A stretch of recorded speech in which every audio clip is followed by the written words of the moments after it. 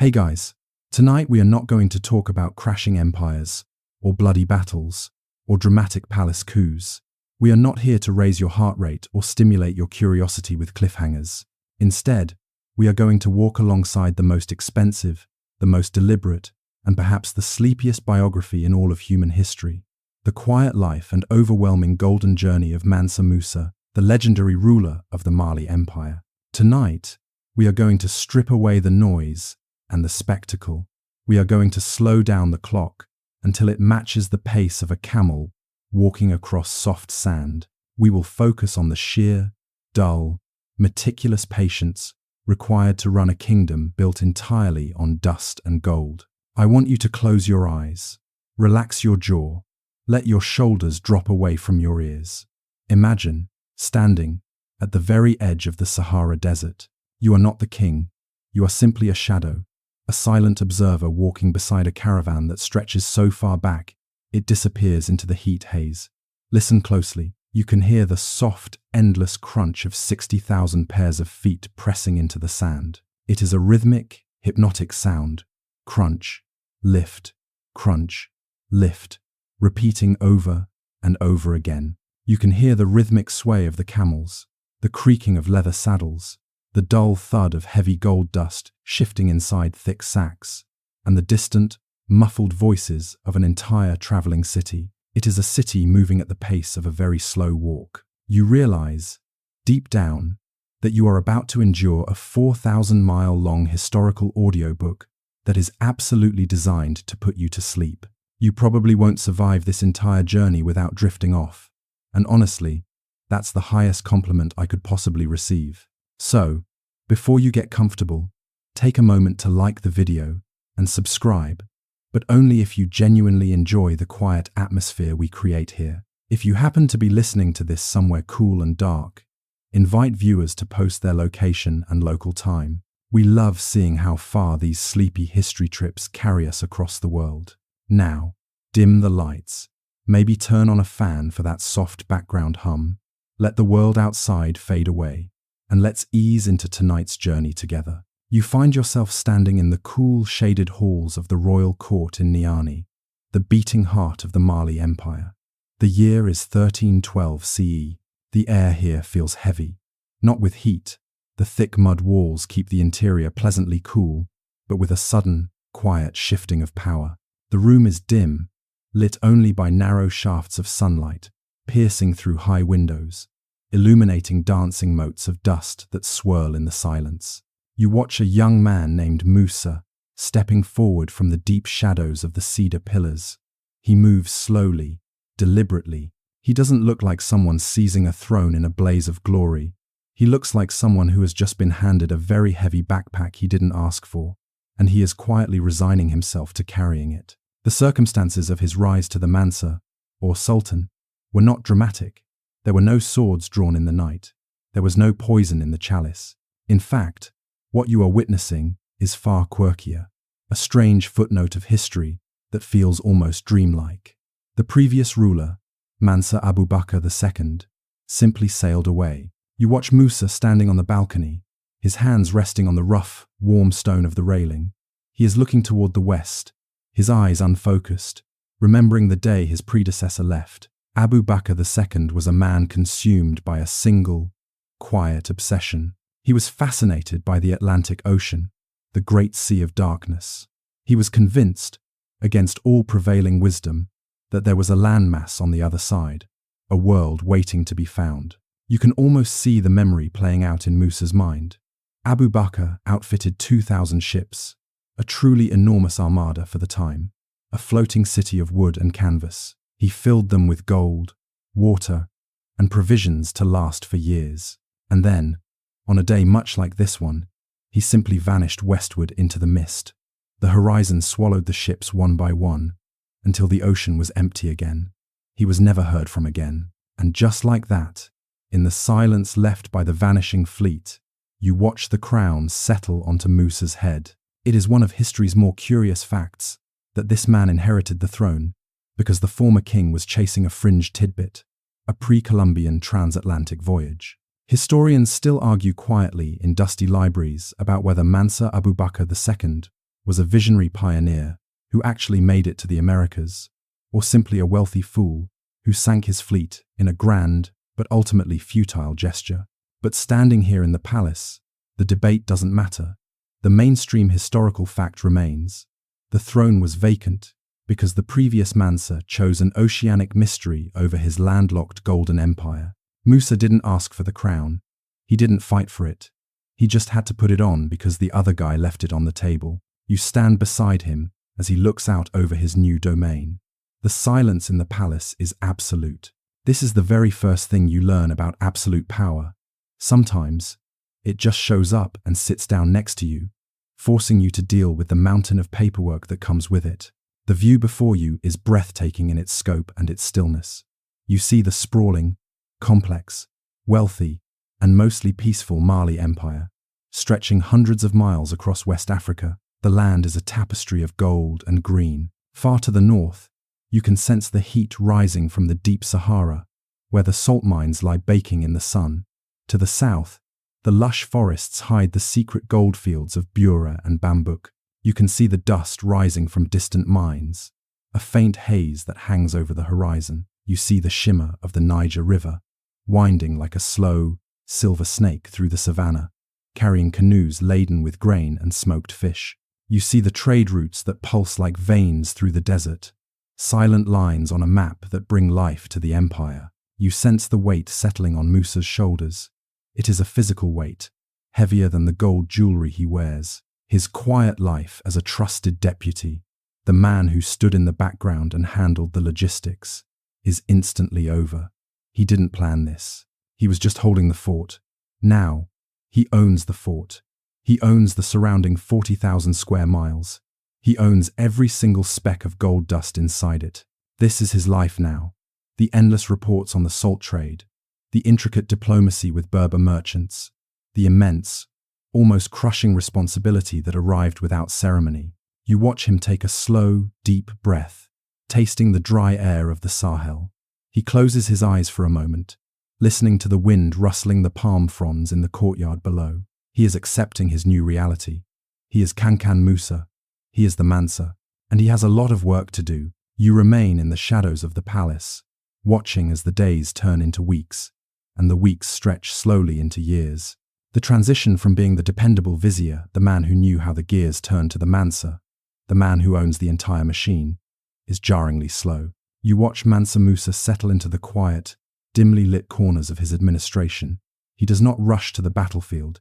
He does not throw lavish banquets. Instead, he retreats into the counting rooms. You observe him spending the next few years immersed in what must be the most tedious, yet utterly vital, task of his reign, mastering the complex, invisible spiderweb of bureaucracy and economics that holds the Mali Empire together. It is a quiet education. The room smells of dry parchment, iron ink, and the faint, metallic scent of gold dust. You watch him sitting at a low table made of polished cedar, surrounded by piles of clay tablets and scrolls imported from North Africa. He is learning that being Mansa is not just about wearing the crown.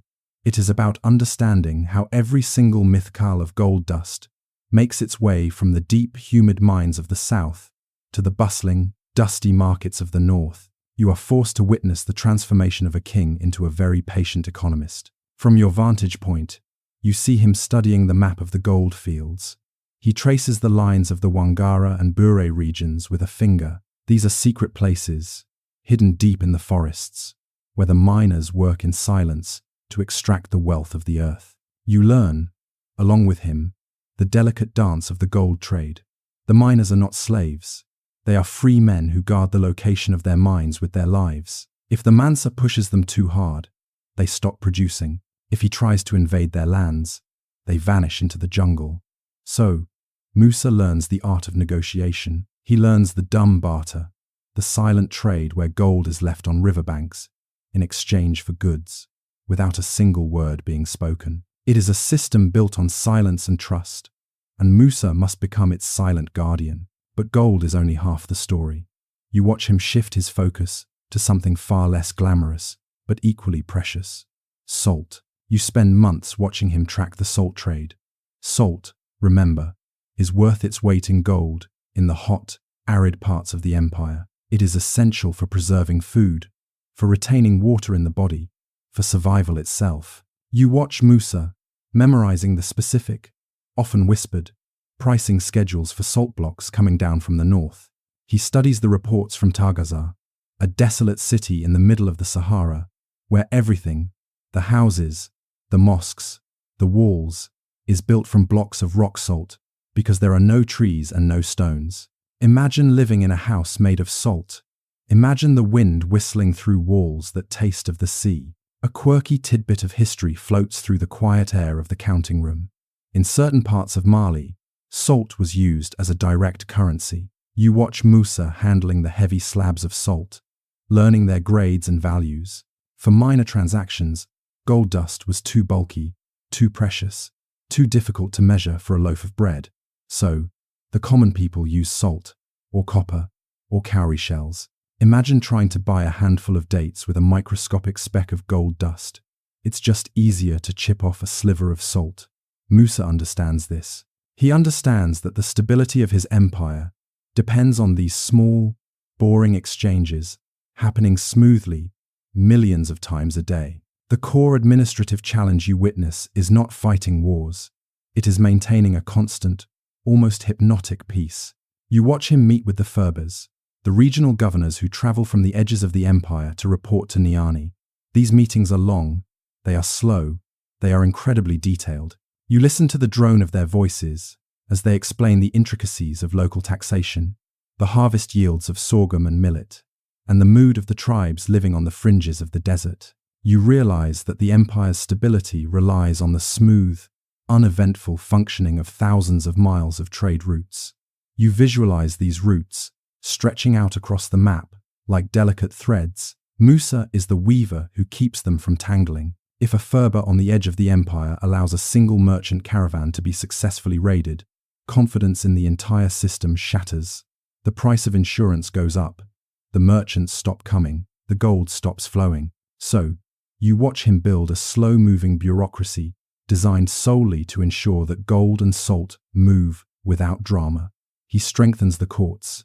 He audits the tax collectors. He stations garrisons at the lonely watering holes in the desert, not to fight, but to stand watch. As the years pass in this quiet room, you notice Musa developing a taste for these tedious details. You discover a surprising, almost comforting rhythm in the predictability of the tax registers. There is a soothing quality to the lists of numbers. He knows exactly how many bushels of grain the farmers in the south owe the central treasury. He knows precisely how much gold dust the merchants in Walata pay for their caravans to be escorted safely across the sand. This quiet, deep immersion in data becomes his superpower. You realize the true measure of his wealth is not the gold stacked in the treasury, but the stability and boredom of his trading routes. A peaceful trade route is a profitable trade route. A boring road is a safe road. You even watch him delve into the complex legal system. He studies how disputes are resolved according to Malian law, which was a subtle, fluid blend of customary local traditions and the emerging influence of Islamic Sharia law. You learn that a disagreement over livestock grazing rights is judged differently than a major commercial dispute between international Berber and Mandinka merchants. The system works because it is patient, it is slow, it is predictable. It is designed to wear down conflict through conversation rather than inflame it through hasty judgment. This whole process takes years. You lose track of time standing in the shadows. You are not watching a charismatic king riding into battle with a sword raised high. You are watching a diligent administrator sitting in a dimly lit chamber, poring over clay tablets and dried skin maps, making sure the numbers add up. The candle burns low. The wax drips onto the table. The silence of the palace is heavy and protective. This deep understanding of finance, this obsession with logistics, this patience, this is what will eventually allow him to display the wealth of Mali on an unparalleled scale. But for now, it's just endless arithmetic. Historians still argue whether the complexity of the Malian economy was primarily due to its indigenous roots or heavily influenced by its absorption of Islamic merchant practices. But standing here, watching Musa rub his tired eyes, you realize its efficiency is undisputed. It requires deep, quiet focus. It requires the ability to sit still while the world turns. You watch Musa dip his pen into the ink one last time for the night. The scratch of the reed against the parchment is the only sound in the world. He has to be patient, you realize, because the empire is simply too vast for impatience. You watch the seasons turn, over and over, for 12 long years. The slow rhythm of administration that began in 1312 continues uninterrupted. From your vantage point in the quiet corners of the palace, you see that the empire has settled into a golden slumber of prosperity.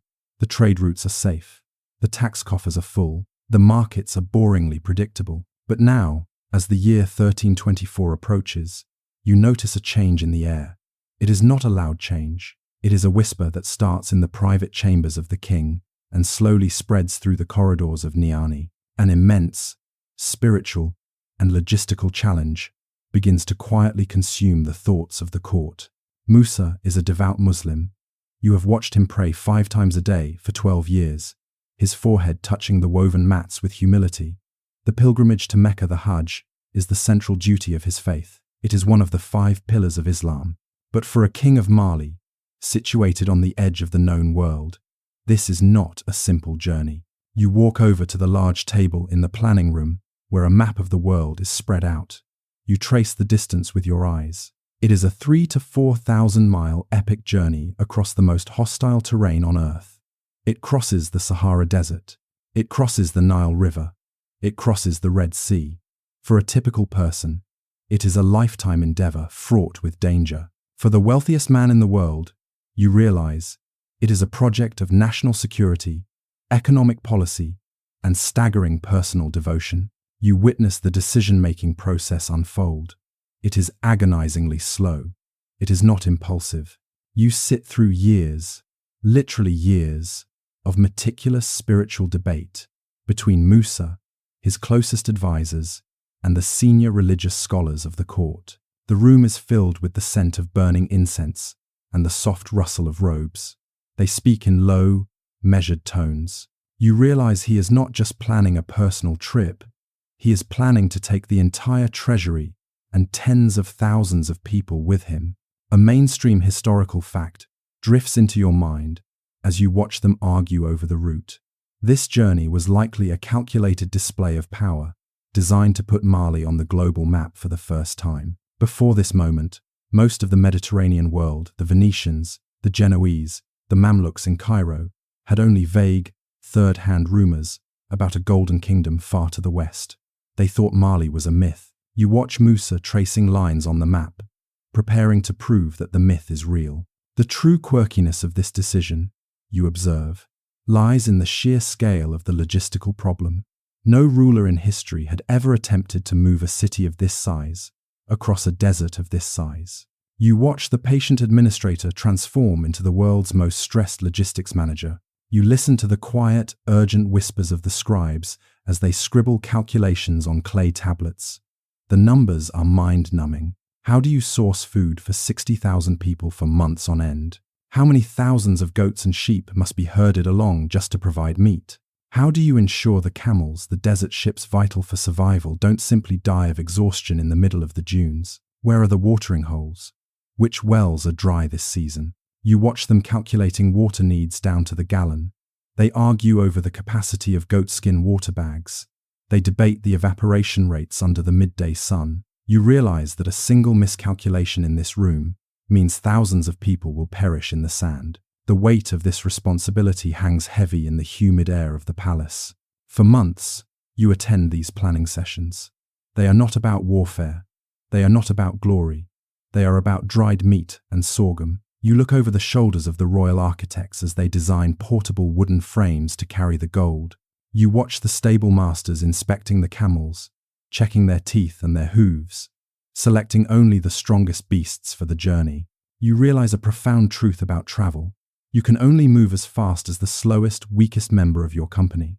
This whole colossal, loud, expensive endeavor must operate at the pace of a very slow walk. It will be a pilgrimage of patience. Historians still argue today whether Musa's primary motivation was pure religious duty or profound geopolitical ambition. Was he going to Mecca to save his soul, or was he going to Cairo to forge diplomatic ties with the powerful Mamluk Sultanate? Standing in this room, watching the endless lists of supplies being written and rewritten, you realize that the debate is almost irrelevant to the actual work. Whether it is for Allah or for trade, the camels still need to be fed, the gold still needs to be packed, the shoes still need to be mended. The logistics do not care about the motivation. They only care about the physics of survival. There is a brief moment of gentle irony you notice in the room. You look at Musa, the man who spent 12 years trying to make the Mali Empire's trade routes boring and predictable. He succeeded, and now, he is personally orchestrating the single most unpredictable, chaotic, and spectacular journey of the century. You watch him knowingly introduce massive, calculated chaos into his own life, simply because of a spiritual obligation. That, you think, is a truly magnificent kind of paperwork. You see the royal seals being pressed into soft wax on immense budgets for provisions. The orders go out to the provinces. Send dried fish from the river. Send woven cotton from the villages. Send gold dust from the mines. Send salt from the north. The preparation itself acts as an economic stimulus, pulling resources from every corner of the empire. The wealth of Mali, which you watched him study so painstakingly in the counting rooms, is now being mobilized. It is moving. It is gathering in Niani like a storm cloud made of gold. You watch Musa stand up from the table. The planning is done. The maps are rolled up. The decision is final. The silence in the room is replaced by the distant sound of activity outside the sound of a city preparing to leave home. And it all hinges on one simple decision made in this quiet room, under the watchful eyes of history. Musa is going to Mecca, and he is taking the world with him. The planning phase finally ends. The maps are rolled up, the counting rooms are emptied, and now you find yourself standing on a low ridge, overlooking the plains outside Niani, witnessing a sight that defies logic. You are looking at the assembly of the most enormous traveling congregation the world has likely ever seen. From your vantage point, the crowd stretches so far that it blurs into the horizon, merging with the heat haze of the savannah. It is a logistical undertaking that still boggles the mind of modern historians. But here, in the quiet morning light, it just looks like a sea of humanity waiting for the tide to turn. You realize that Musa is not leading an army. There are no war drums. There is no aggression.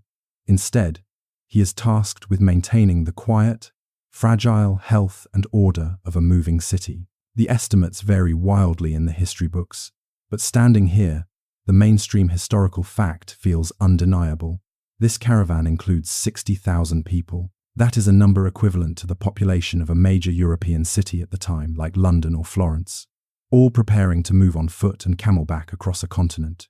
To appreciate the scale, you simply have to stand there and watch them breathe. The sound of 60,000 people inhaling and exhaling, adjusting their robes, and shifting their weight creates a constant, low-frequency hum. It sounds like a distant ocean, a vibration that you feel in your chest more than you hear with your ears. You notice the composition of this crowd.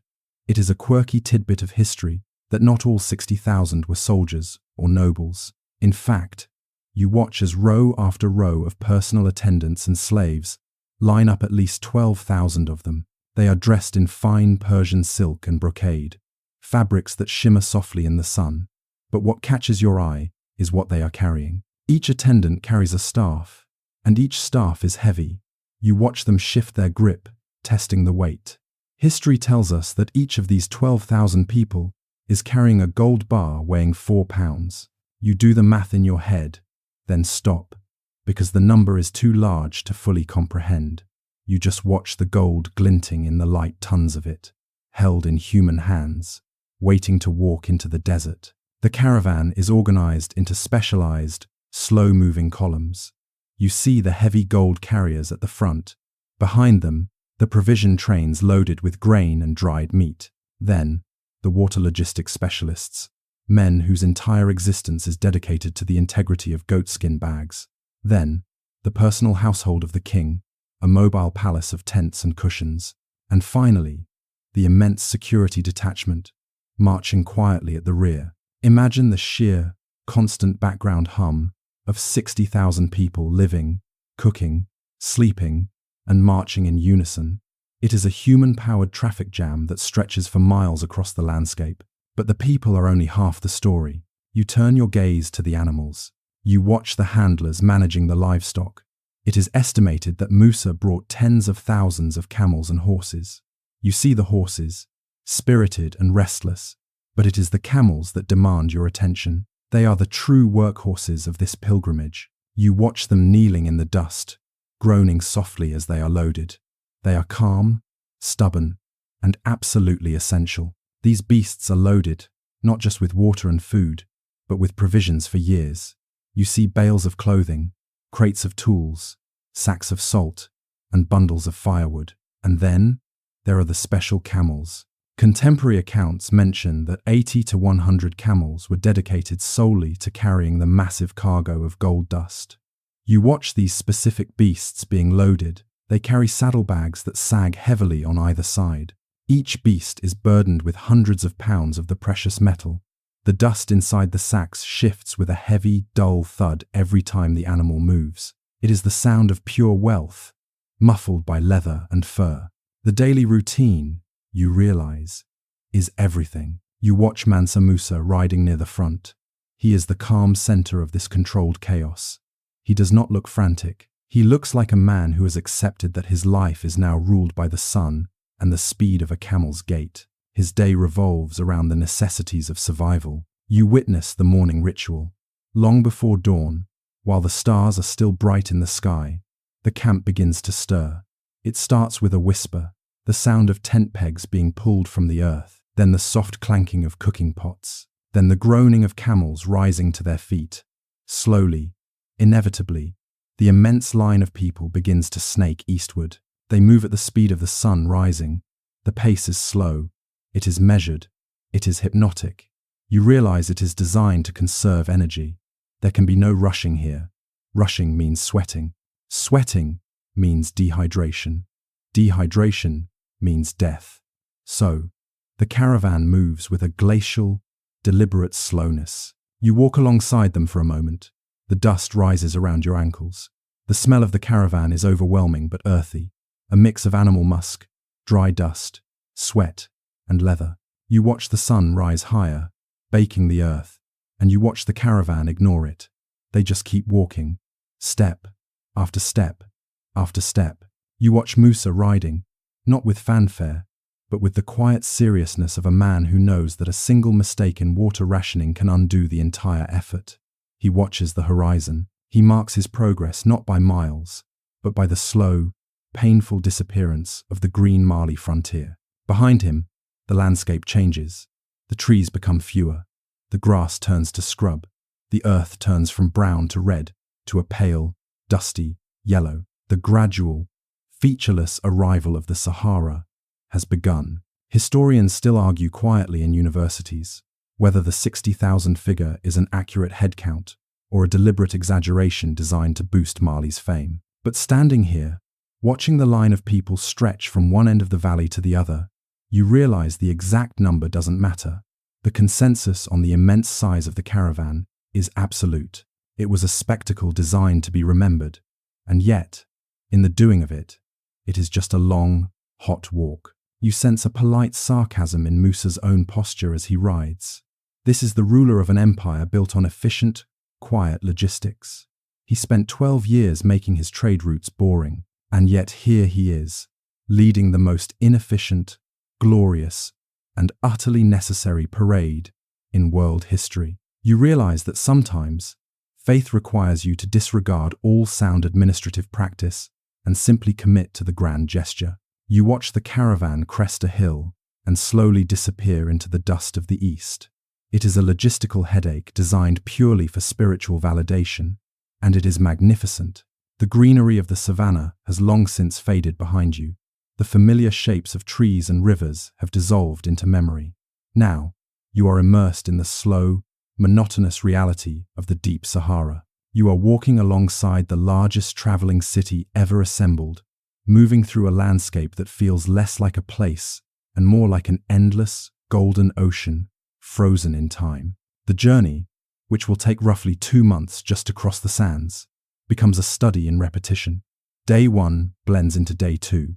Day 10 blends into day 20. From your perspective as a silent observer, you quickly realize that the glamour of the gold and the spectacle of the 60,000 people are utterly secondary to the immediate, grinding realities of the desert. You walk beside the camels. You watch their padded feet lift and fall, sinking slightly into the soft dunes with a muffled crump sound that repeats forever. You realize that your primary enemy here is not human. There are no bandits foolish enough to attack a force this size. The enemy is the sand. It is the heat that presses down on your shoulders like a physical weight. It is the quiet, persistent drain of dehydration. A mainstream historical fact settles into your mind as you scan the horizon. You are traversing some of the most established, yet still perilous, trade routes in the world. These are the ancient arteries that linked West Africa's gold with North Africa's markets. But usually, a merchant caravan consists of a few hundred people and perhaps 1,000 camels. This caravan is an order of magnitude larger. It is a monster. You watch the logistics of this difference play out in real time. A normal caravan can stop at a small oasis, drink its fill, and move on.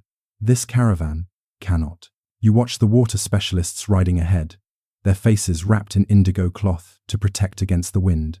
They are anxious.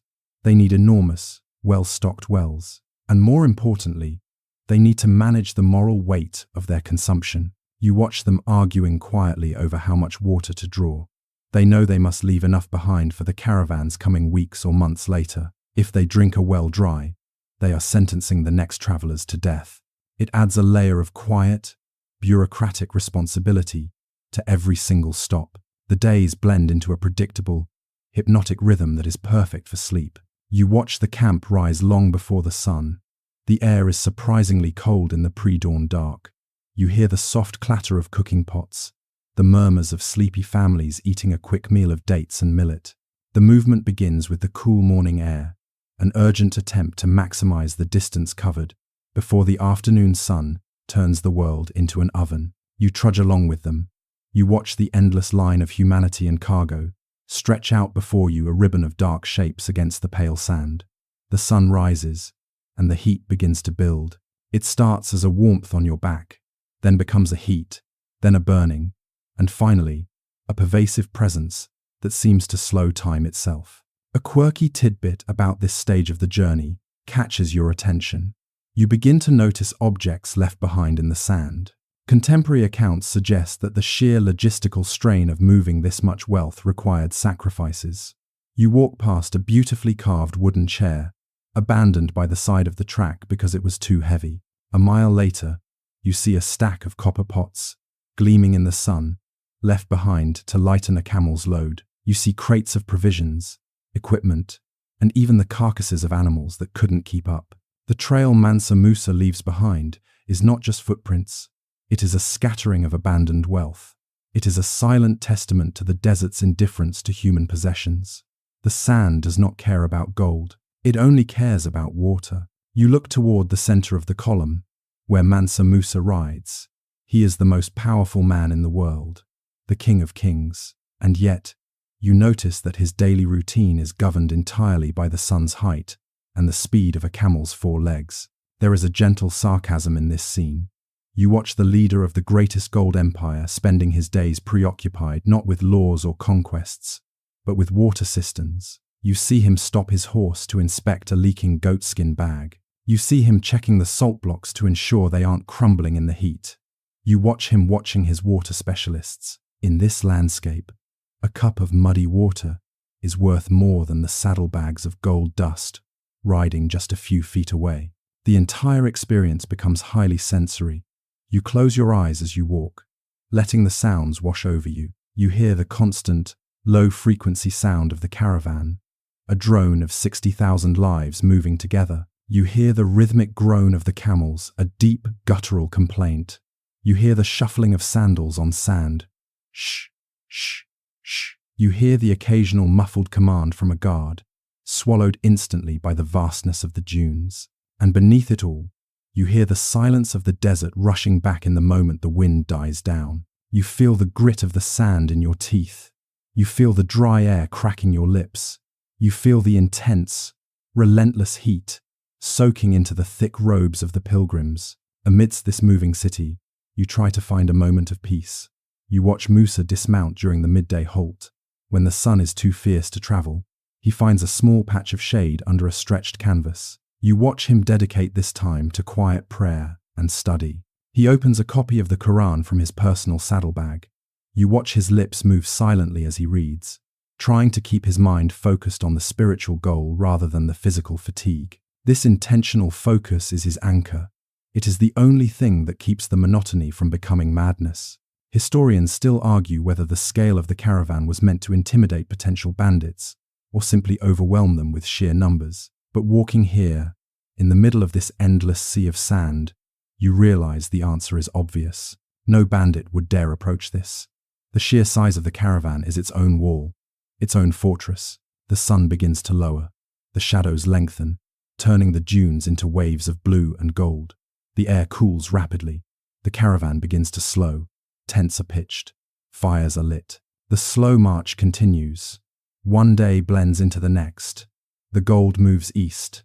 The water moves west. And your life is reduced to the simple, patient act of placing one foot in front of the other, drifting deeper into the heart of the Sahara. The horizon changes slowly at first, then all at once. After weeks of the slow, grinding monotony of the desert, the yellow sand, the blue sky, the brown rocks, your eyes are suddenly flooded with a color you haven't seen in months. Green. You are standing on the banks of the Nile. You watch the caravan slow to a halt. The camels, smelling the water, let out low, grumbling sounds of relief. You take a deep breath. The air here is different. It is heavy, humid, and smells of wet mud, river reeds, and ancient stone. You have reached Cairo, the glittering jewel of the Islamic world, the seat of the Mamluk Sultanate. From your vantage point, as a silent observer, you watch the transition from logistical endurance to the delicate, subtle realm of court protocol. The dust of the Sahara is still clinging to the robes of the 60,000 pilgrims, but now they are standing before the gates of a stone city that feels like it has existed forever. You walk with them as they enter the city. The mainstream historical fact about this arrival is the sheer, overwhelming impression the caravan makes on the people of Cairo. You watch the locals stopping in the streets, shopkeepers leave their stalls, soldiers lower their spears. They have never seen anything like this. It is a river of gold flowing into a river of water. But as the caravan settles into its encampment near the Great Pyramids, ancient structures that were already thousands of years old, even then you sense a shift in the atmosphere. The physical journey is over, but the diplomatic journey is hitting a wall. You find yourself standing in the cool, shadowed antechambers of the citadel of Cairo. The stone walls are thick, blocking out the heat of the sun. The air smells of rosewater and polished marble, but the mood is tense. The Mamluk Sultan, and Nasir Muhammad, is waiting in his throne room.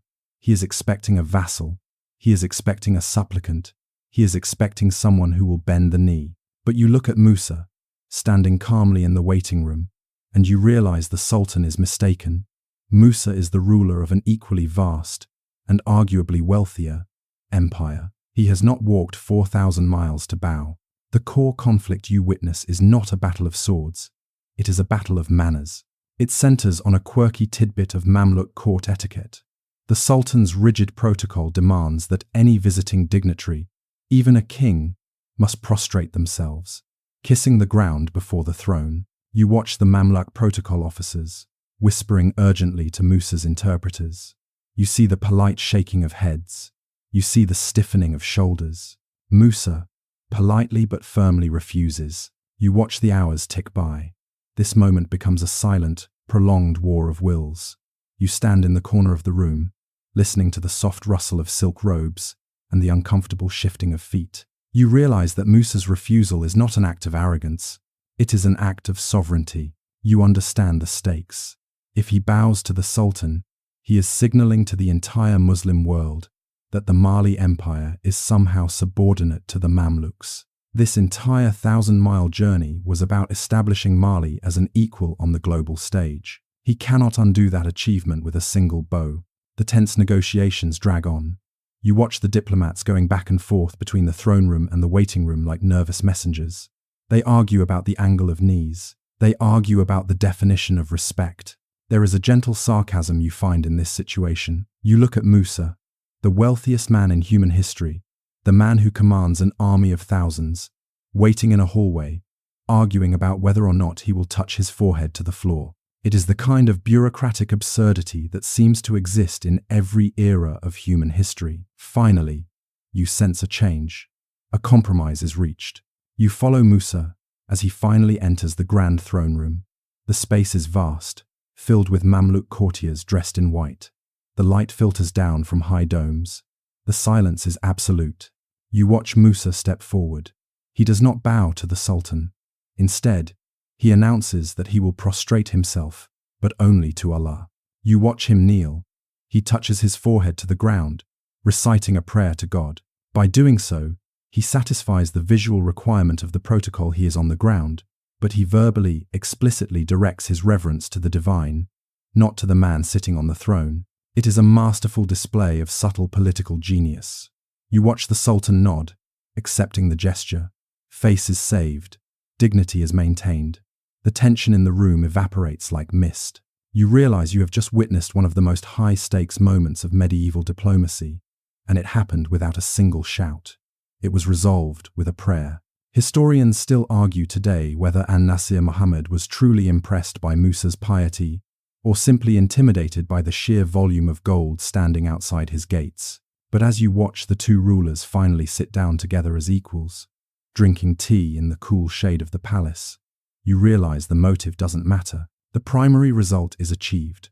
The name of Mansa Musa is now indelibly etched into the minds of the Mediterranean powers. You leave the palace and drift back to the encampment.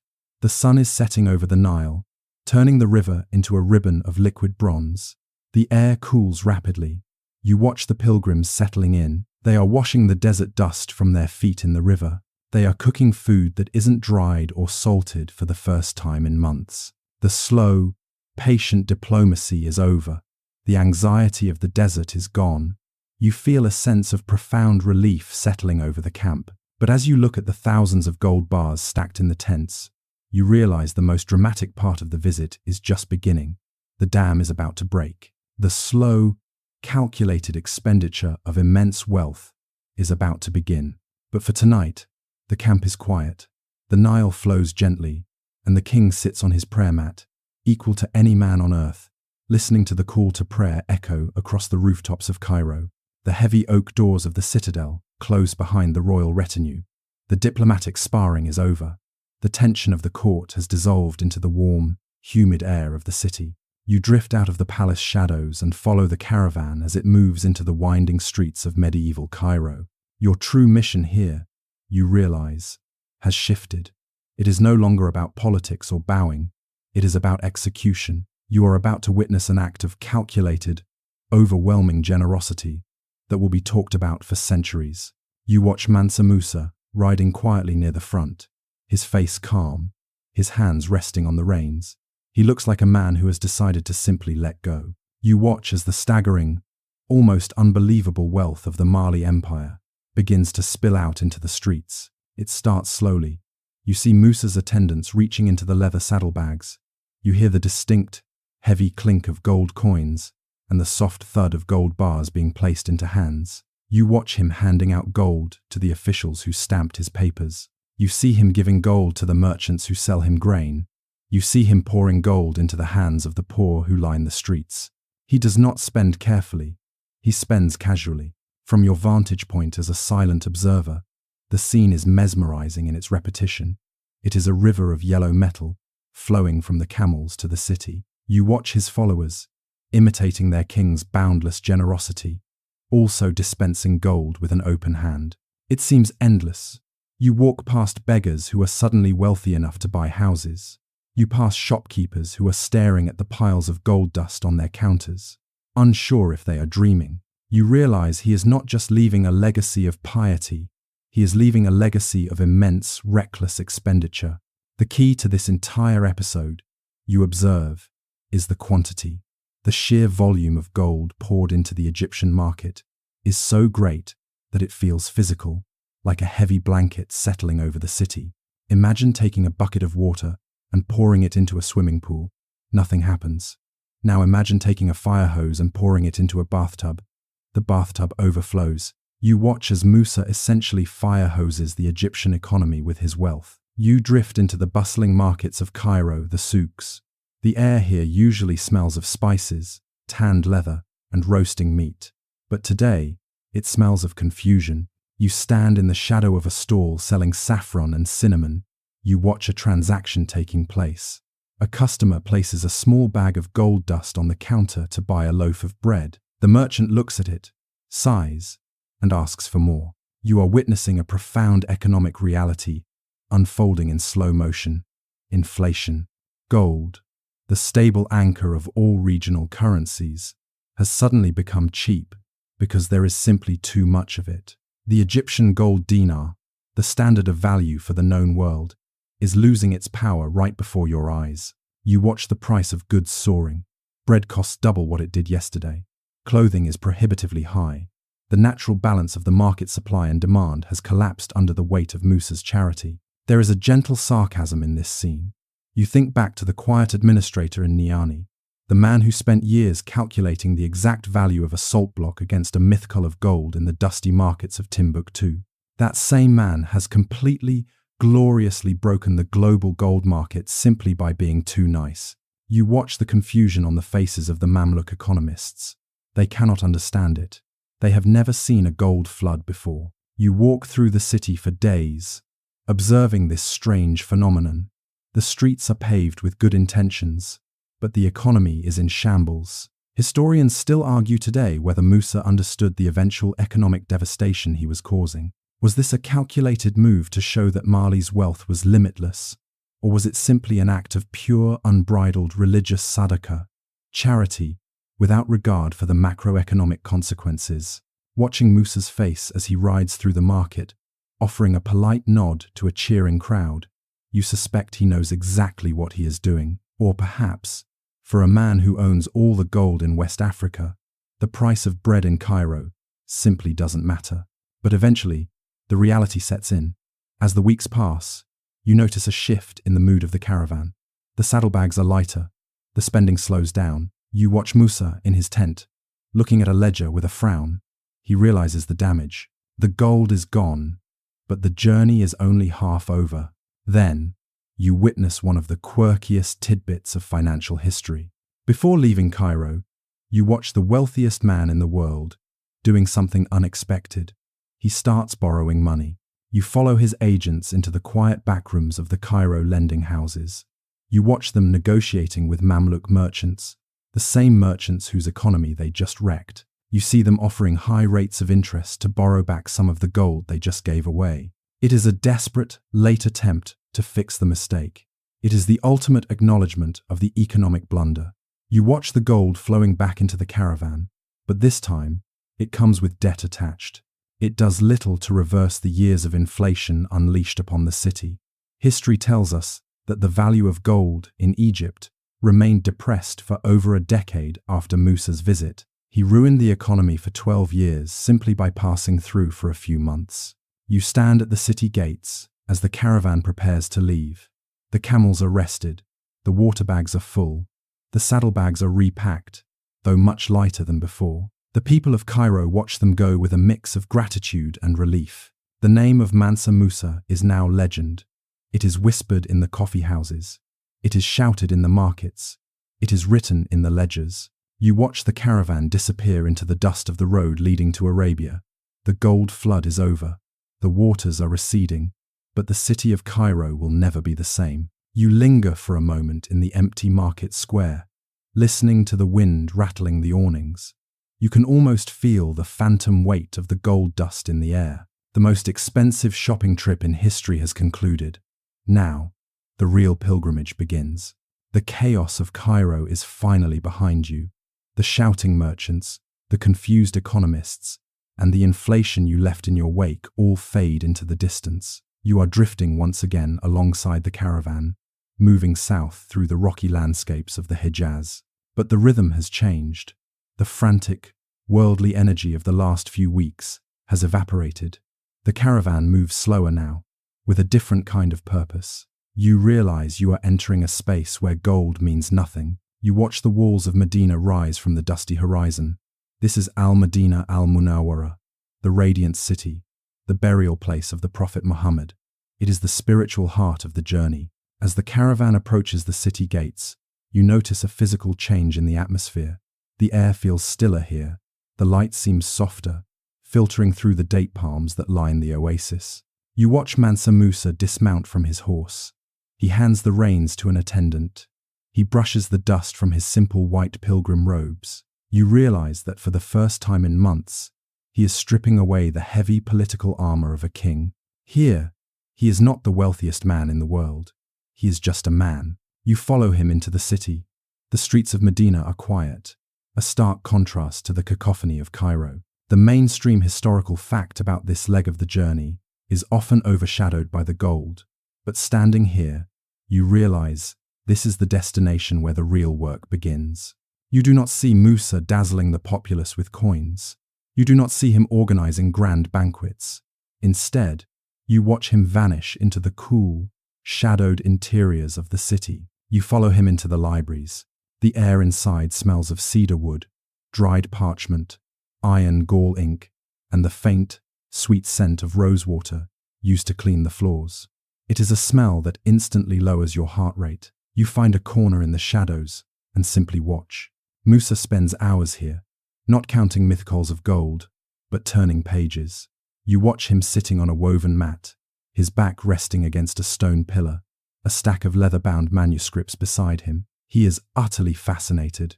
You can see it in the way he leans forward, tracing the calligraphy with his finger. He is engaging with the learned scholars who congregate here, men with white beards and ink-stained fingers who have spent their entire lives studying the law and the stars. The quirkier tidbit about this time in Medina isn't about what Musa bought, but what he absorbed. You realize he isn't simply purchasing books as souvenirs. He is hunting. He is seeking out specific, rare commentaries on Islamic law, the Maliki school of jurisprudence, and philosophy. He is looking for the intellectual blueprints that he wants to bring back to Mali. There is a gentle, almost hypnotic sarcasm in the contrast. You think back to Cairo, where Musa broke the economy with his generosity. Here, you watch him carefully negotiating the price of a single rare manuscript. He treats the book with more reverence than he treated the gold bars. He knows that while gold can buy an army, only genuine, deep knowledge can sustain a complex, enduring empire. You watch him engage in quiet debates with the scholars. Their voices are low, barely rising above a whisper, blending with the sound of the wind outside. They discuss astronomy. They discuss architecture. They discuss the mathematics of inheritance. You realize that while Cairo was broken by his gold, Medina is being enriched by his respectful presence. You watch him make endowments waqf to the local mosques and religious schools. But unlike the reckless spending in Egypt, this is spending with patience and wisdom. You see him handing over bags of gold, not to random passers-by, but to the caretakers of the libraries. He is paying for roofs to be fixed. He is paying for scribes to copy more books. He is paying for the oil in the lamps that allow students to read at night. He is ensuring that his generosity supports enduring spiritual and intellectual infrastructure rather than ephemeral market speculation. You sit there for hours, lulled by the slow, repetitive work of the scholars around you. You hear the scratch, scratch, scratch of reed pens on paper. You hear the soft rustle of pages turning. You hear the rhythmic breathing of men deep in thought. You watch Musa learn the complex, slow work of maintaining a center of learning. He learns the tedium of copying manuscripts by hand, a process that requires infinite patience. He learns the gentle art of theological debate, where the goal is not to win, but to understand. He learns the endless necessity of preserving history against the rot of time. Historians still argue today whether the intellectual seeds Musa gathered here were ultimately more important than the economic disruption he caused in Cairo. But sitting in this quiet library, watching the light fade from the windows, the answer seems obvious to you. The evidence suggests that these quiet hours were the most defining moments of his Hajj. You can almost see the gears turning in his mind. He is imagining Timbuktu, He is imagining replacing the mud mosques of his homeland with the grand architecture he sees here. He is imagining a university in the sands of West Africa that will rival the one he is sitting in right now. The sun sets. The call to prayer drifts through the open windows, a hauntingly beautiful sound that weaves through the pillars. The scholars close their books. Musa stands up, stiff from sitting so long. He picks up a heavy manuscript, a book on law, and tucks it under his arm. You watch him walk out into the cooling evening air. He looks heavier, not with burden, but with substance. He is not just a king of gold anymore. You realize he is becoming a king of books. He is preparing to carry the immense, silent weight of knowledge back across the sand, and the desert's slow, punishing rhythm has prepared him perfectly for this deeper, quieter kind of wealth. You linger in the empty library for a moment, listening to the silence. It feels heavy. It feels ancient. It feels like the most peaceful place on earth. The rocky hills of Medina fade behind you. The caravan moves south, deeper into the sacred geography of the Hejaz. You notice that the landscape here feels stripped bare, consisting only of rock, sand, and light. It is as if the earth itself is preparing you for simplicity. You are entering the final leg of the spiritual quest. It is the most profound and the most humbling part of the journey, the Hajj rituals themselves. As you approach the holy boundary of Mecca, you witness a transformation that is visually striking in its absolute uniformity. You watch Mansa Musa, the man who owns mountains of gold, the man who traveled with a city of silk and brocade, step into a small tent. When he emerges, the silks are gone, the gold jewelry is gone, the royal turban is gone. He is wearing the ihram, two simple sheets of seamless white cloth, one wrapped around the waist, one draped over the shoulder. No stitching, no buttons, no pockets to hold wealth. You look around and realize that the entire entourage, the 60,000 people, the slaves, the nobles, the merchants have all done the same. In an instant, the hierarchy of the empire has vanished. From your vantage point, you can no longer tell who is a king and who is a servant. They are just a sea of white cloth moving against the desert backdrop. You realize that after the noise of the desert and the inflation of Cairo, you are entering a space where earthly rank is utterly meaningless. This is where patience meets piety. You follow them into the Great Mosque. The air is thick with the murmur of thousands of voices reciting the Talbiyah. It is a sound like a hive of bees, a low, continuous drone that vibrates in your chest. Center stage is the Kaaba, a simple cube draped in black silk and gold calligraphy. You stand on the upper colonnade, looking down, watching the ritual of tawaf. It is a hypnotic sight. Thousands of people circling the Kaaba in a counterclockwise motion. They move like a single organism, a giant white galaxy swirling around a black center. You try to spot Musa in the crowd, but you lose him almost immediately. He is dissolved into the stream. He is just one white dot among thousands. You watch the slow rotation, 7 times around. It is a physical act of devotion, performed slowly and deliberately. The sun beats down on the white marble floor, but the pilgrims keep moving. There is no rushing here. You cannot rush. You are pressed shoulder to shoulder with commoners and kings. You realize that the most difficult part of the Hajj is not the walking. It is simply the patience required to move in unison with so many others. It is a traffic jam of souls, moving toward the exact same point at the exact same time. After the circling, you follow the stream of people to the hills of Safa and Marwa. You watch them perform the sa'i, retracing the desperate steps of Hajar, running between the hills searching for water. You watch Musa, walking back and forth, 7 times. The repetition is the point. The monotony is the point. It is a ritual that forces the body to remember the struggle of the past. But the true peak of the journey, the moment of ultimate boring stillness, happens next. You travel with the multitude to the plain of Arafat. The landscape is flat, open, and scorched by the sun.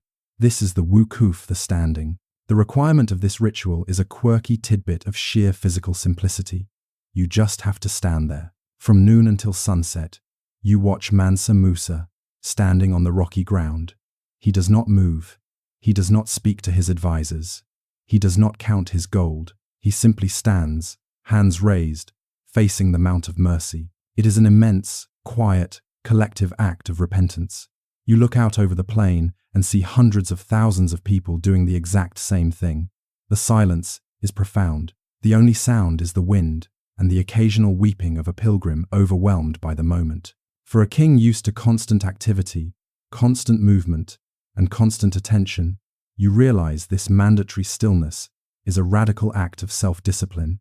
He is forcing himself to stop. He is forcing himself to be just a man under the sun. You sit in the shade of a small rock, watching the sun traverse the sky. The hours drag on, the shadows lengthen, the light turns from harsh white to soft gold, and then to a deep, bruising purple. Historians still argue today whether the profound spiritual transformation Musa experienced here was the driving force behind the cultural revolution he later initiated in Mali. But watching him now, standing perfectly still as the sun dips below the horizon, the evidence of his commitment is undeniable. He is not here as a tourist. He is not here as a diplomat. He is here as a soul. The sun finally sets. The ritual is complete. You watch Musa lower his hands. He looks exhausted, his face streaked with dust and sweat, but he also looks lighter. The rituals have taught him patience in a new dimension. It is not the patience required for administrative work or logistics.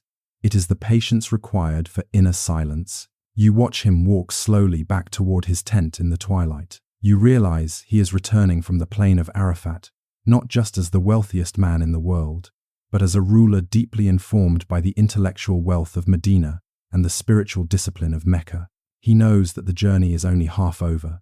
He knows he must now turn around and walk all the way back. But he also knows that he is bringing something new back to the vast, gold-rich dust of his homeland. He is bringing the quiet. The holy cities fade into the distance behind you. The white robes of the Hajj are packed away. The spiritual high of Mecca settles into memory, replaced once again by the physical reality of the road. You are drifting alongside the caravan as it turns west, facing the long, hard road back to Mali. But immediately, you notice a shift in the atmosphere. The energy is different. The air feels heavier, quieter, more serious. You realize that the greatest logistical challenge of the entire journey has just begun. Leaving the Middle East, you observe that Mansa Musa is faced with a starkly different economic reality than when he arrived. You watch him riding near the front, and you notice something missing. The saddlebags on his camels are no longer bulging. The heavy, dull thud of gold bars is gone. He no longer commands an infinite stream of wealth.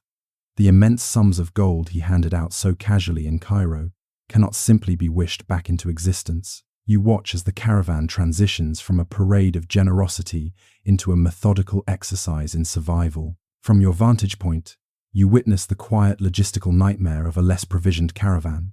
The desert is still the desert, endless, hot, and indifferent, but the spirit of the journey has changed. The atmosphere is less celebratory and more determined. It is a trudge. You walk past the camels and notice their ribs showing slightly through their fur. They are tired. You look at the pilgrims and see that their fine silks are stained with dust and sweat. The initial 60,000 strong is now a smaller, leaner, and wearier company. You notice the empty spaces in the line where people used to be. Some died. Some stayed behind in the rich cities of the East. Some simply vanished into the history books. You watch the treasurer's tent at night. The mood there is somber. You see Musa and his scribes huddled over ledgers, calculating the remaining provisions. They are rationing water and grain with the meticulous care of men who know exactly how far the next well is. You realize that Musa can no longer rely on endless handouts to solve problems. He must rely on the patient administrative skills he honed back in the counting rooms of Niani. Then, you witness the quirkier tidbit of this leg of the journey. You watch as the caravan stops in the trading cities on the edge of the desert. You see Musa's agents, the representatives of the Golden King, walking into lending houses. You watch them tracking down merchants who were happy to take their gold on the way out, but who now demand high interest rates on loans. There is a painful, gentle sarcasm in this scene. You watch the man who broke the Egyptian gold market, humbling himself to borrow back the very wealth he spread. You see him signing loan agreements. You see him haggling over the price of dried meat. It is a lesson in the difference between limitless resources and immediate liquidity. You realize that even legends have cash flow problems. But as you walk through the camp, you notice that while the gold is gone, the caravan is carrying something else, something heavier. You see camels loaded not with bullion, but with books, hundreds of them. You watch the scholars guarding these crates more fiercely than the guards used to protect the gold. These are the manuscripts Musa purchased in Medina and Cairo, texts on law, astronomy, mathematics, and theology. You realize that he has traded the heavy metal of the earth for the heavy weight of ideas, and he has brought people. You notice a new figure riding near the king, a man with a different style of dress, a man from Andalusia, modern-day Spain. This is Abu Ishaq al-Sahili, a poet and architect whom Musa charmed into returning with him to Mali. You watch him sketching in the sand during rest stops, dreaming up buildings that do not yet exist. The long desert march continues. The days blur into weeks. The heat beats down. You watch Musa enduring the hardship. He eats the same rationed dates as his servants. He drinks the same warm, muddy water. The hardships of the desert seem to be stripping away the last layers of his ego. You realize that the financial struggles are teaching him the value of a single mithqal of gold all over again. Historians still argue whether this poverty on the return journey was a genuine crisis or a calculated political maneuver to show his subjects that he was a responsible, pragmatic ruler. But watching him share his water skin with a tired scholar, you suspect the humility is real. The focus has shifted from the external to the internal. You drift alongside them in the silence of the deep Sahara. The only sounds are the wind and the shuffling of feet. The spectacle is over. The applause has died down. There is only the long, slow walk home. But you sense a resolve, hardening in Musa's eyes. He is bringing back two things more valuable than the gold he left behind: profound spiritual discipline from Mecca and a vast intellectual cargo that will transform his empire. He looks at the architect. He looks at the books. He looks at the horizon. He is imagining Timbuktu. He is no longer just a rich king returning home. He is a man bringing the future with him, wrapped in dusty leather and tied to the back of a tired camel. And so, you walk with him, step by slow step, carrying the weight of knowledge across the sands. The familiar dry heat of the Sahel welcomes you back. You watch the caravan cross the Niger River, the water glistening like a sheet of hammered copper under the afternoon sun. You have returned to Mali. The landscape is familiar: the baobab trees, the red dust, the wide horizon. But you notice that the man riding at the front of the column is fundamentally changed. Mansa Musa has returned home, but he is no longer content simply to manage the gold flow. From your vantage point as a silent observer, you sense a shift in his focus.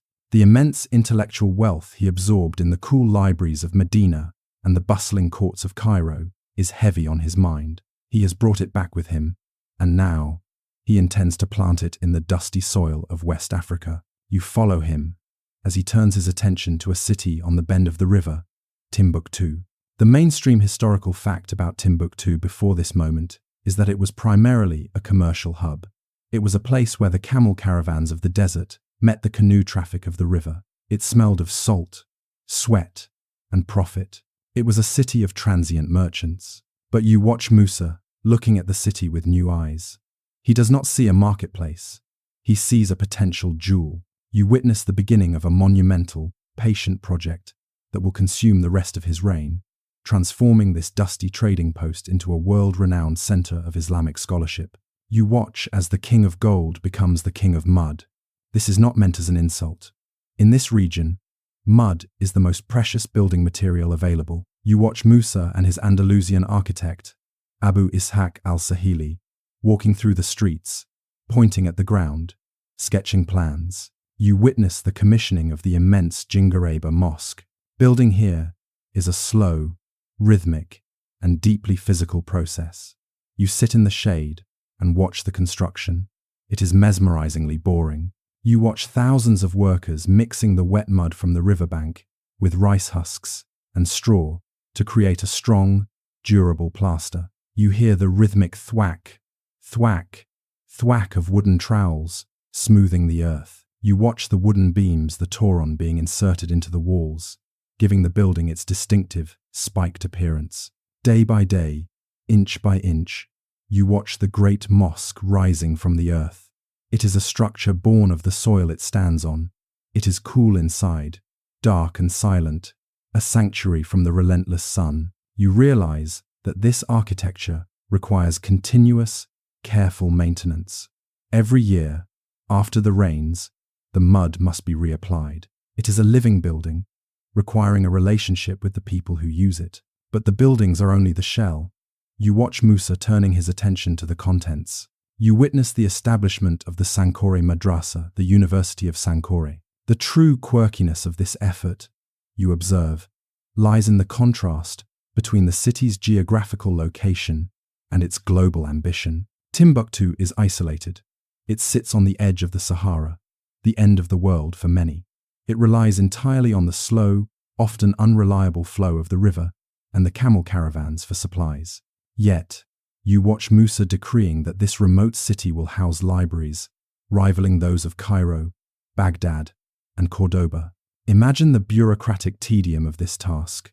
You watch the arrival of the crates you saw on the return journey. You see scholars gently unpacking thousands of rare, hand-copied manuscripts, books on astronomy, mathematics, law, and theology. You watch the organization of these libraries. It is a project of immense, quiet patience. You see scribes sitting in the new courtyards, copying texts, their pens scratching softly against paper, imported from Italy and the Orient. You realize that Musa is building an intellectual infrastructure designed to last centuries. You notice a gentle sarcasm in Musa's demeanor during these years. You watch him sitting in meetings with the head scholars, the ulema.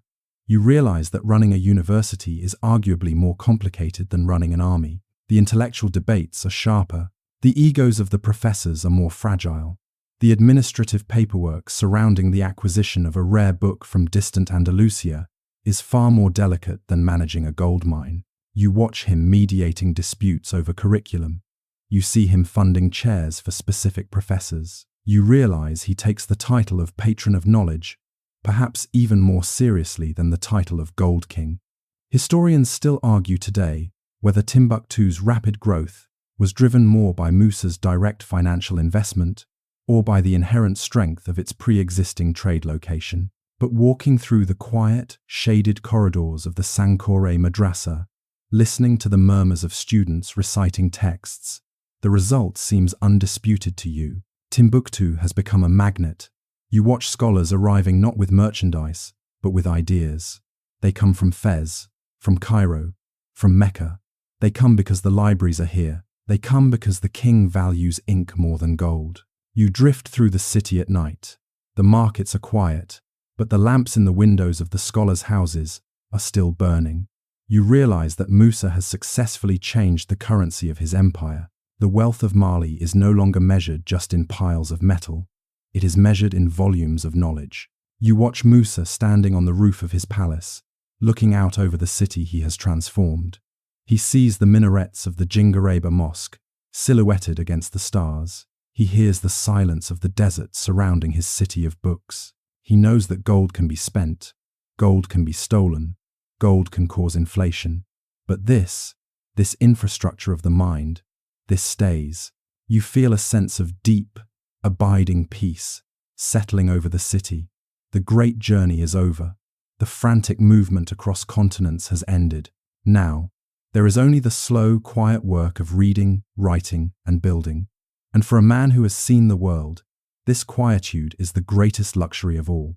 You follow the king as he travels deeper into the heart of his empire. The intellectual foundations have been laid in Timbuktu, but now you sense a shift in his ambition. He wants to build something physical. He wants to leave a mark on the skyline of West Africa. You watch him turn his attention to the man riding beside him, the Andalusian poet and architect, Abu Ishaq al-Sahili. You have been watching this man since the return journey. He dresses differently. He speaks with a different accent. And now, in the city of Jenne and back in Timbuktu, you witness the beginning of a partnership that will define the architectural identity of an entire continent. The mainstream historical fact about al-Sahili is that he is credited with introducing the baked brick technique and more sophisticated forms of Islamic architecture to the Sahel. But standing here on the dusty construction site, watching them work, you realize it is not just about bricks. It is about a marriage between the earth of Africa and the geometry of Arabia.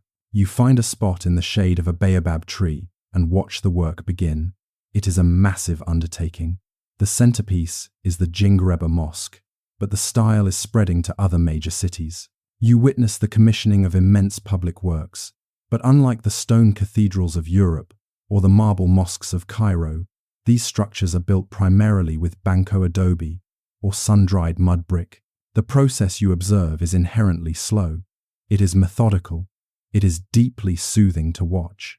You see lines of workers carrying baskets of wet earth from the riverbanks. You watch them mixing the mud with rice husks and shea butter to make it water-resistant. You hear the rhythmic slap of the mud being thrown into wooden molds. You watch the bricks being laid out in endless rows under the fierce sun to dry. This is not a construction site of noise and clanging metal.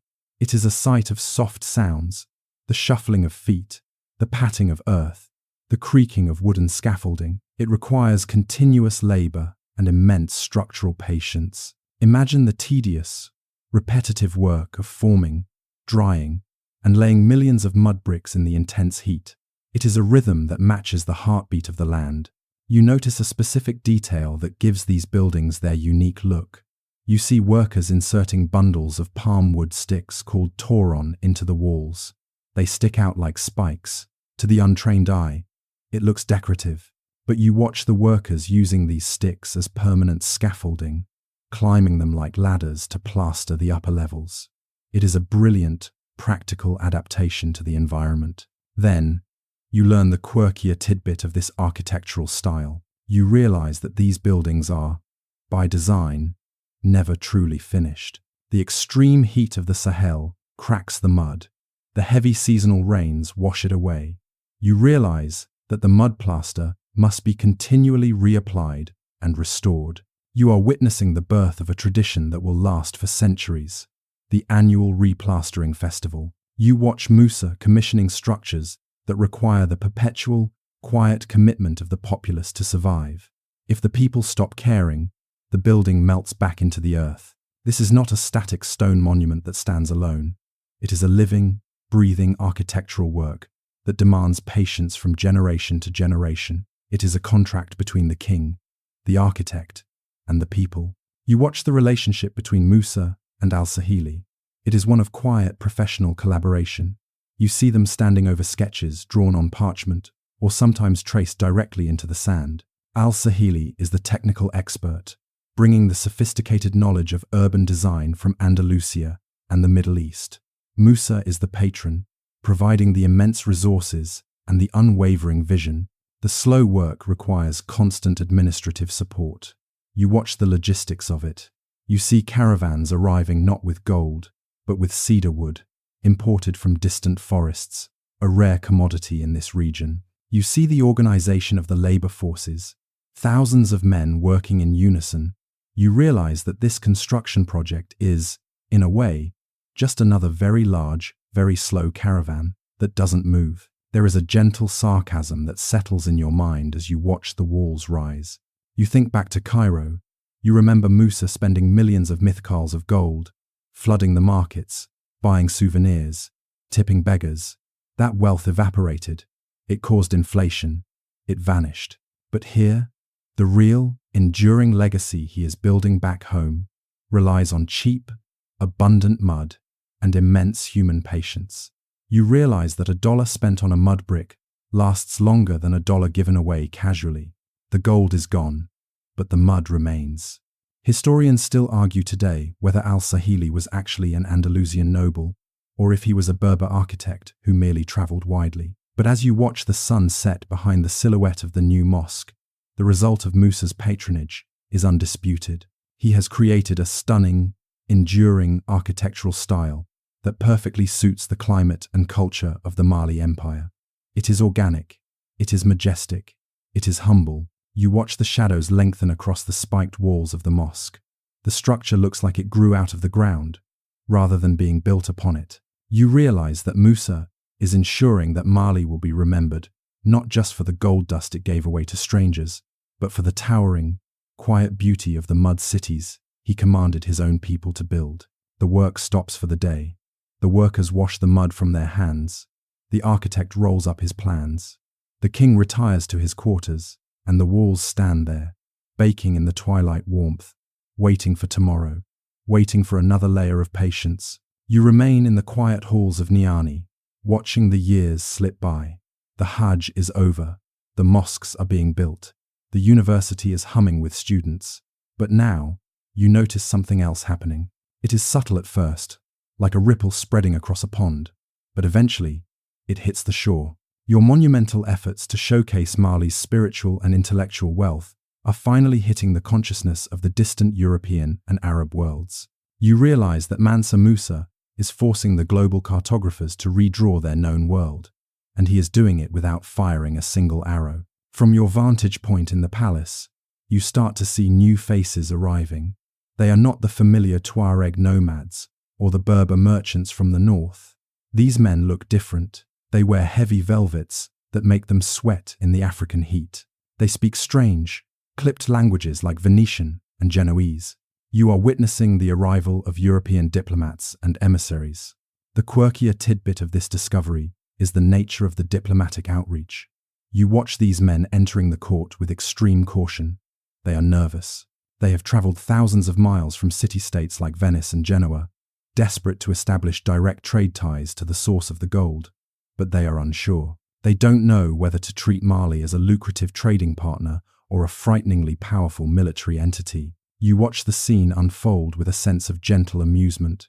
You see the world's most powerful merchants bowing politely to the patient administrator. You listen to the quiet murmuring of translators trying to bridge the gap between Italian and Mandinka. You realize that Musa didn't send an army to conquer Europe.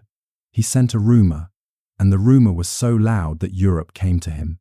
But the most profound change isn't happening here in the court.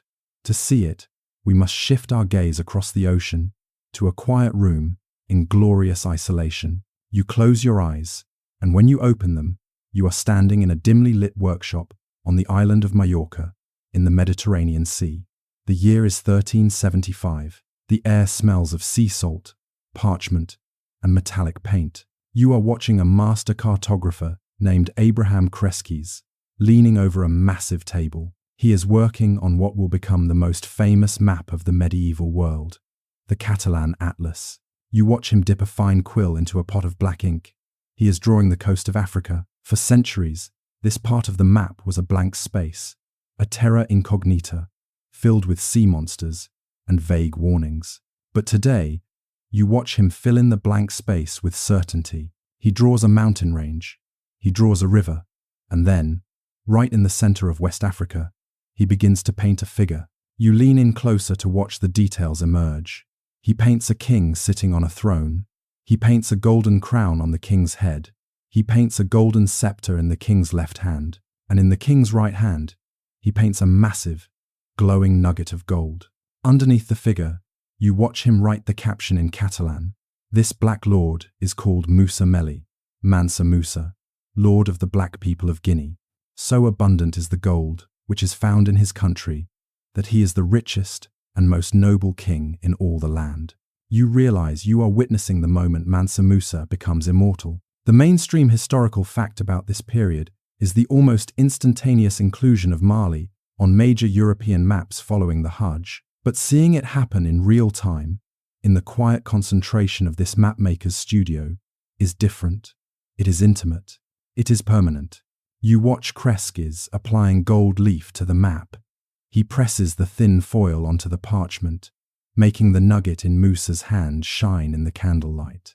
This single image, based on the reports that circulated for decades after the journey, will cement the legend of the King of Gold for centuries to come. It will spark the imagination of explorers, merchants, and princes. It will launch 1,000 ships.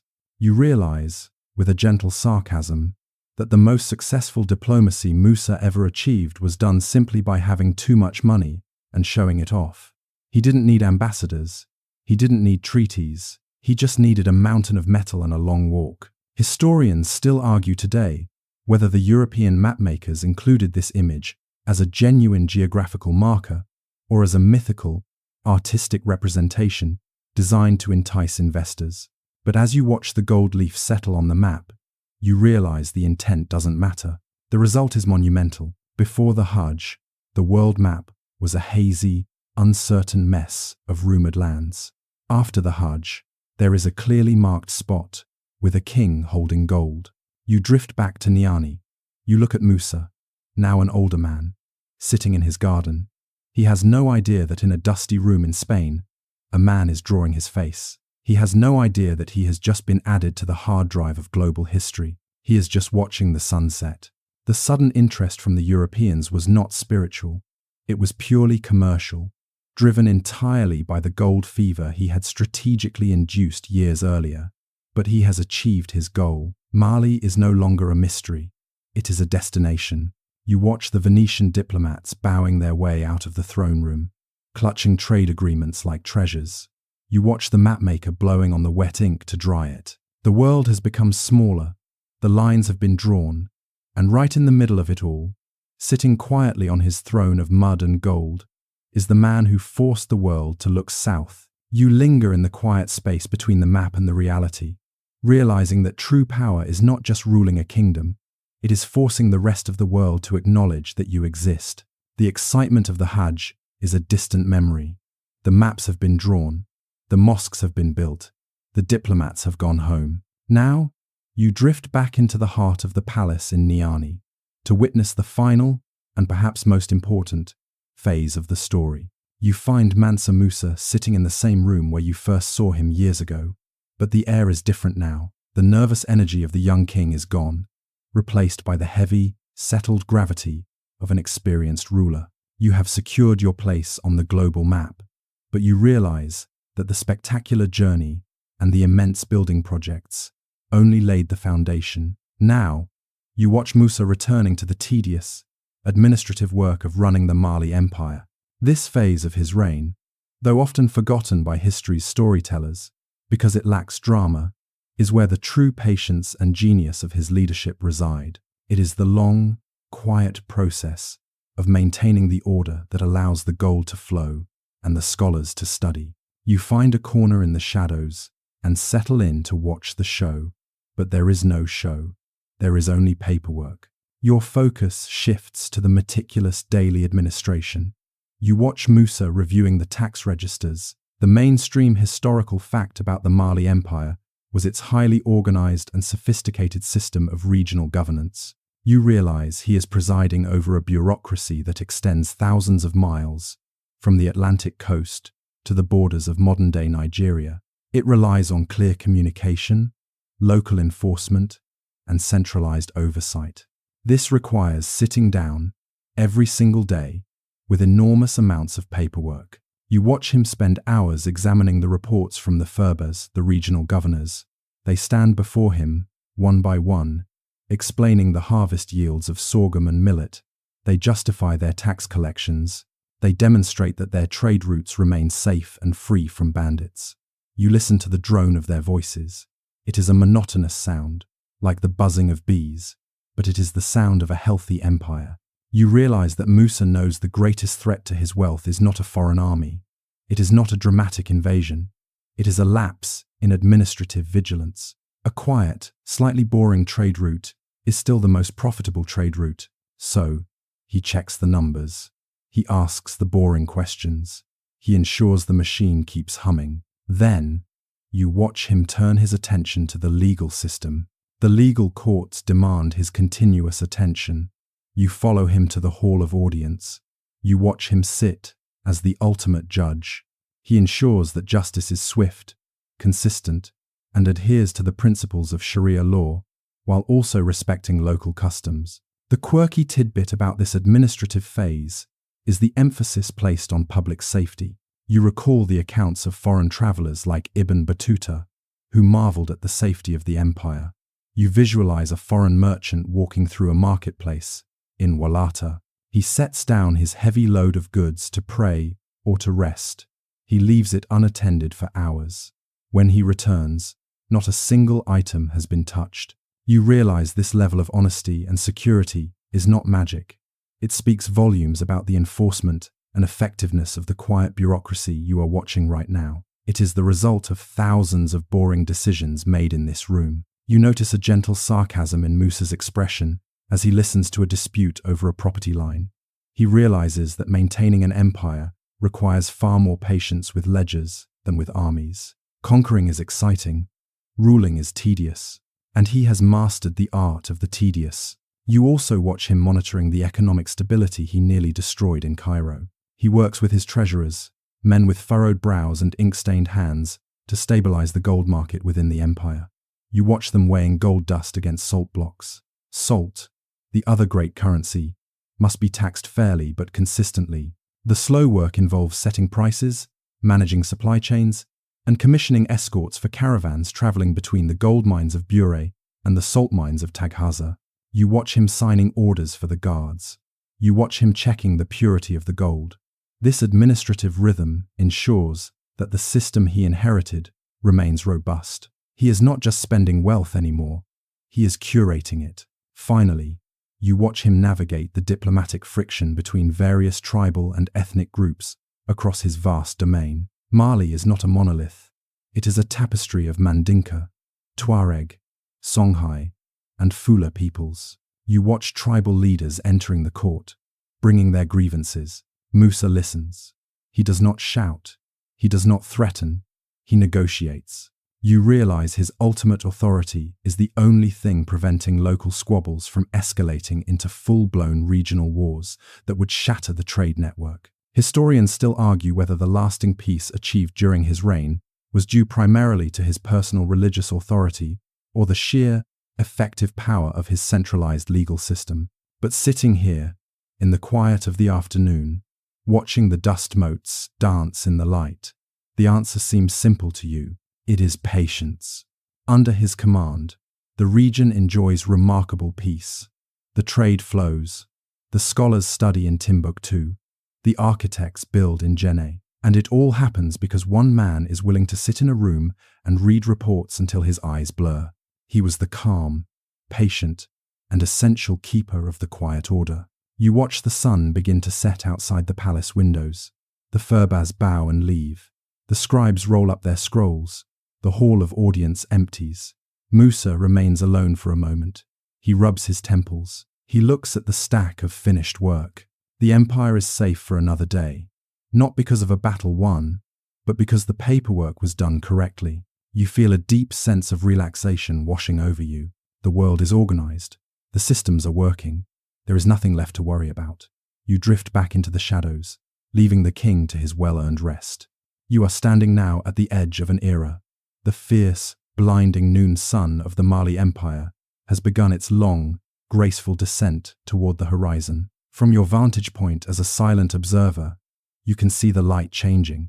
It is no longer the sharp, demanding white light of high noon that illuminates vast caravans and busy markets. Instead, the world before you is bathed in the deep, rich amber of late afternoon, the golden hour of history.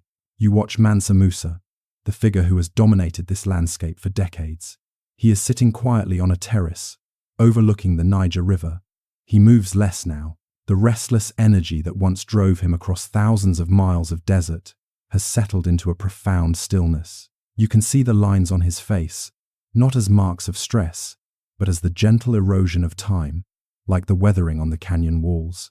He is looking out at the water, watching the river flow, just as he watches time flow, accepting that both must eventually reach the sea. As you observe him, you sense that this is the final chapter. It is defined not by a sudden storm or a tragic collapse, but by a gentle, unavoidable recession. It is a slow exhaling of breath. The climax of his life, you realize, is not a loud cymbal crash. It is this moment, a quiet, receding from the global stage, mirroring the very measured, deliberate pace he always employed in his administration. You look beyond the king, out toward the horizon of the empire. Historians might later debate dates and specific causes, pointing to the year 1337 or arguing about economic shifts, but from where you stand, immersed in the feeling of the moment, those details blur into the background. What you see is a softening of the borders.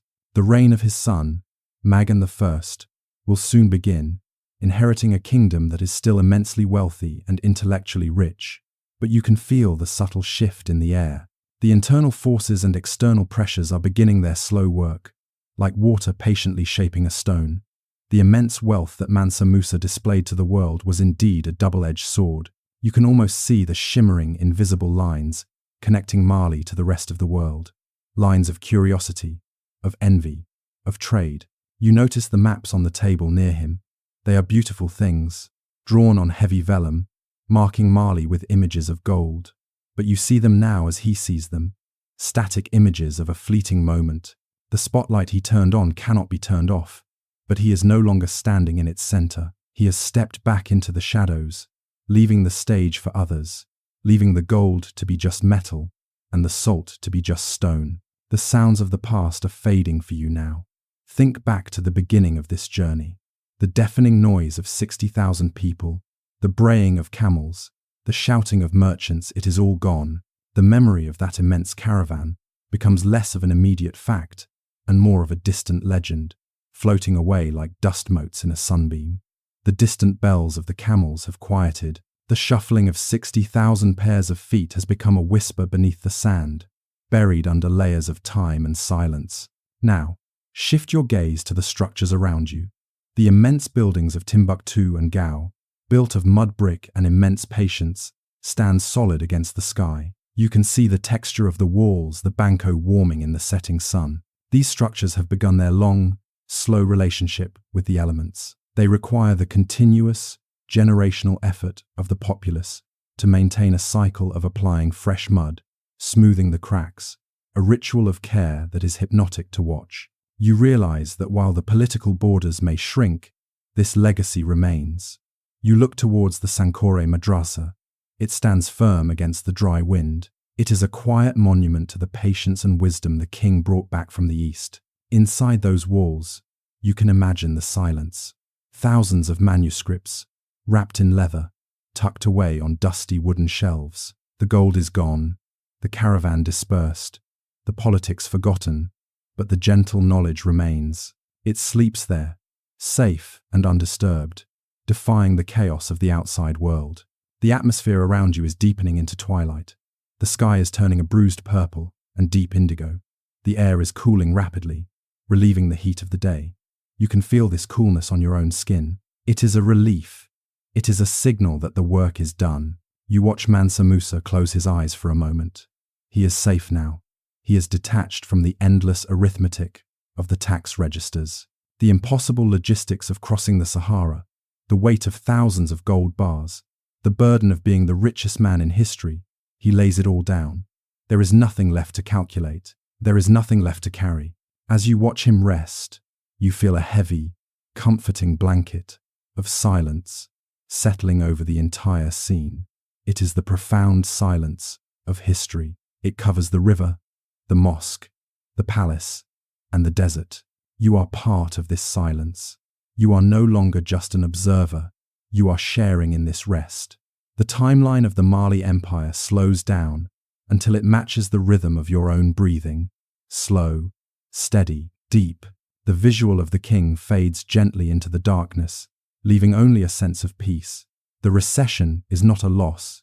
It is a return to the source.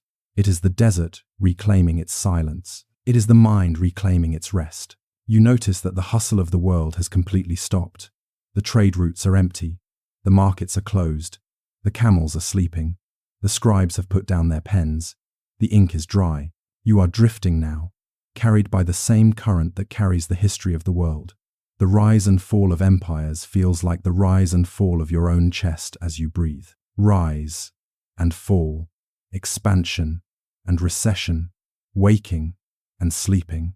Let the image of the golden sands smooth out in your mind. Imagine the wind erasing the footprints of the great procession, leaving the desert floor perfectly flat, perfectly pristine, and perfectly still. This is the blank canvas of your sleep. The long, unhurried history of Mansa Musa has finally reached its quiet conclusion. There is no more story to be told tonight. There are no more miles to travel. You are exactly where you need to be, wrapped in the velvet darkness of the desert night, protected by the walls of wisdom and lulled by the flow of the ancient river. Drift now. Let the legacy fade. Let the gold fade. Let the history fade. Into the deep, welcoming silence. Rest.